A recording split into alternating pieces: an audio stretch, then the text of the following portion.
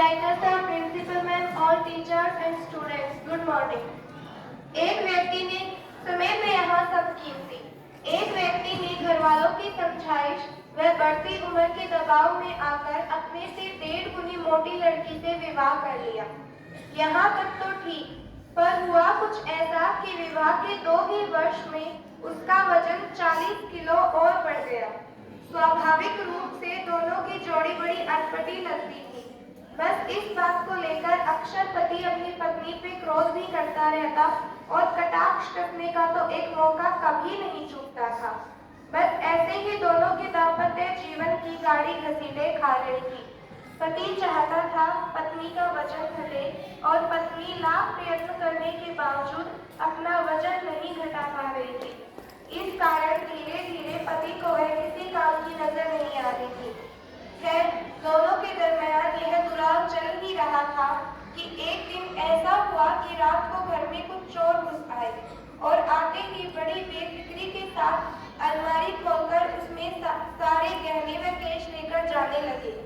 इसी दरमियान आवाज से दोनों की नींद खुल गई। लाइट चालू कर देखा तो 2 चोर लूटा सामान एक थैली में भर रहे थे।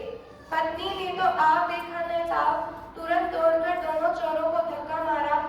गहनों व कैश की थैली तो दोनों के हाथों से छूटी ही छूटी। वे दोनों भी धड़ाम से जमीन पर गिर पड़े।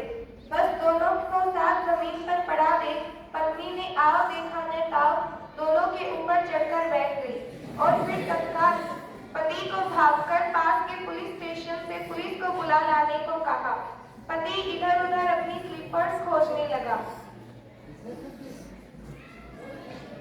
यह देख पत्नी जोर से चिल्लाई, फटाफट जाते क्यों नहीं हो?